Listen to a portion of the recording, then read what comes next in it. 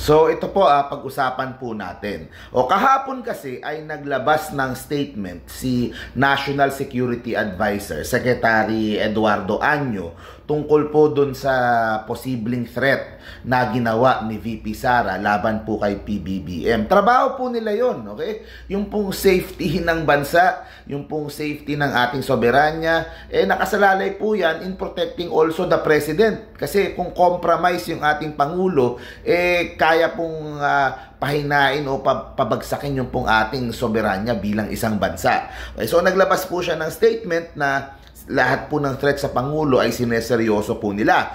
Sumagot po si VP Sara. Dito tayo mag-react. Okay? Nag-live siya kagabi, pero mamaya na natin pag-usapan yun. Ito po yung statement and open letter ni VP Sara.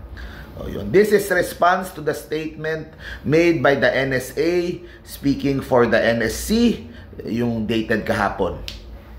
National security pertains to the protection of our sovereignty, the safety of the Filipino population, and the preservation of our democratic institutions. Tama. The function of the NSC is confined to the formulation of policies in furtherance of such pursuits. Ito ngayon, ito na, mag-uutos na siya.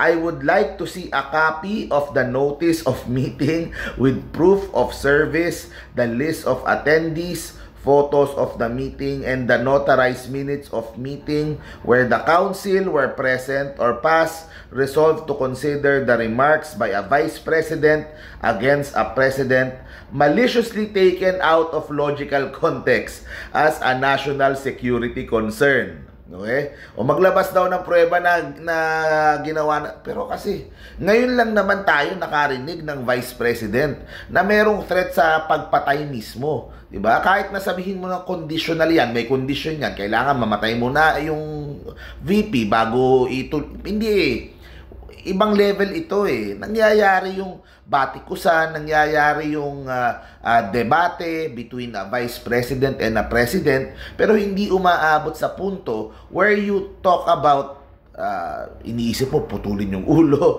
tapos meron kang kinausap para ipagurgur. So, ibang level yun This brings it to a different level. Hindi mo siya pwedeng ikumpara sa kung ano ang nagawa ng kahit sinong vice president before. At hindi ko din maintindihan ano yung karapatan ni VP Sara na utusan itong NSC na bigyan siya ng kopya ng mga ganon, di ba?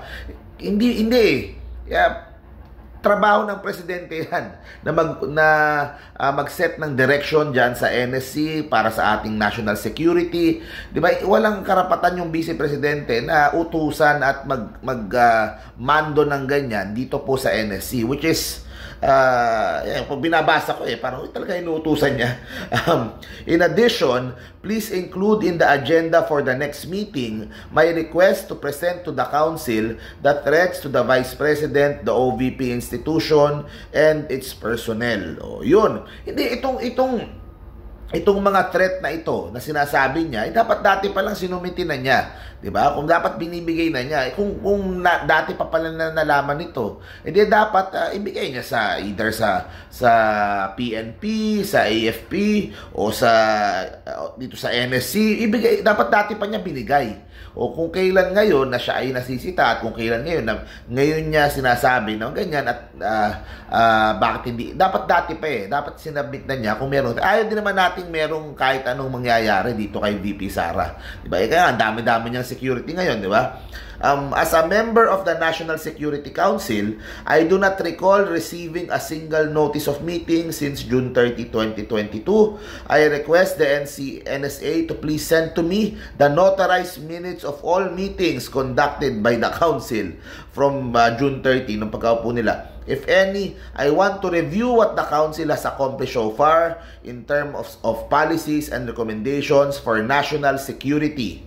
Yun. Moreover, tatanong niya, bakit daw hindi siya kasama? Ba't di daw Moreover, please submit within 24 hours an explanation in writing with legal basis why the VP is not a member of the NSC or why as a member I have not invited the meetings, whichever is applicable. Okay? I urge the NSC members to demand transparency and accountability. Okay, pag-usapan natin.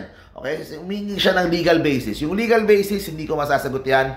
Mas maganda mga taga-NSC ang magsagot dyan. May mga abogado kayo dyan. Kayo sumagot kung anong legal basis na hinihingi ni VP Sara. Mas may explain nyo yung mabuti. Pero ako, on a personal level, iniisip ko kung bakit. Okay? Kung bakit hindi nakakasama si VP Sara. Kasi nung simula naman ng term, okay naman sila eh. Maganda naman, di ba? Yung unit team naman, maganda naman. Unang taon, okay naman. Magkaibigan naman sila. Maayos naman yung takbo. Hindi daw siya naiimbita sa mga NSC. In fact, ang gusto niyang posisyon nung simula pa lang ay Defense Secretary. Imagine niyo kung Defense Secretary natin ay ganyan kumbaga, pag nakuha ng emosyon kung ano-ano na sinasabi at medyo hindi mo na, kumbaga unpredictable na, hindi mo na alam kung anong gagawin, anong sasabihin, di ba? Imagine kung yun yung nagpapatakbo ng ating defense with all the problems that's going on right now pagdating po sa West Philippine Sea, di ba? Pero ako, I could only guess kung bakit isang posibilidad na hindi siya sinasama. Okay? Ang direksyon ng ating pamahalaan, ito, hula ko lang to, maaring mali ako. Maganda sila yung magsagot dyan. Ang direksyon ng ating pamahalaan, simula nung naupo si Pangulong Bongbong Marcos, ay patibayin yung ating soberanya, patibayin yung ating alliances with the Western countries na medyo na-strain nung panahon ni Pangulong Duterte. Diba? Pagandahin yung samahan sa Amerika at nagkaroon na nga ng mga EDCA bases at kasama niyan yung pagpapalakas ng ating armed forces, 'di ba? Yung suporta galing sa Amerika at sa mga iba-ibang bansa katulad ng Japan, Australia, at mga ibang western countries. Yun yung direksyon ni PBBM. Okay? Para palakasin at mas maging capable tayo of defending ourselves and defending yung pong West Philippine Sea. Okay? Siguro merong worry na baka itong si VP Sara is not aligned doon po sa direksyon ng gusto ng Pangulo and is more inclined doon po sa mga demands nung bansang China na nakaka-conflict po natin dito sa West Philippine Sea. Obvious naman kung paano po yung kanyang mga komento, kung paano po yung kanyang mga yung po kanyang katahimikan dyan sa issue ng West Philippine Sea. So I think ang isang word na iniisip ko dyan is kumbaga mahirap kasi na kapag huwag ko na muna gamitin yung word na yan.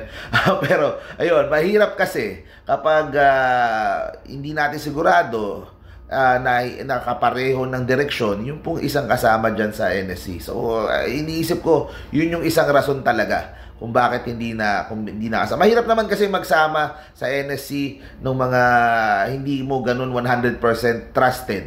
Di ba? Hindi mo alam, baka meron ka ipapasok dyan. Hindi ko sinasabing si VP ito, maaring compromise. Diba? So, sa akin, mabuti na yung safe. Diba?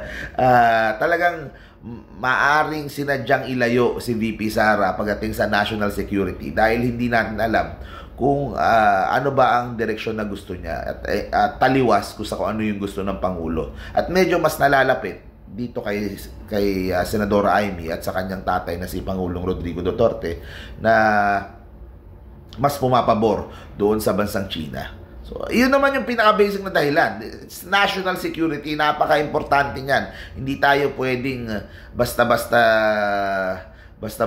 masasakop o basta-basta ibubuli nung China, di ba? Kailangan may gawin si PBBM. At kung nararamdaman niya na itong taong ito ay baka taliwas dun sa aking gustong maging direksyon, naiintindihan ko ba't hindi sinasama. Di ba? Yun naman yung ating AFP pareho naman ng sentimiento tungkol dyan sa aking paningin. So thank you very much guys. See you po sa next video po natin. Stay safe parate. Bye bye.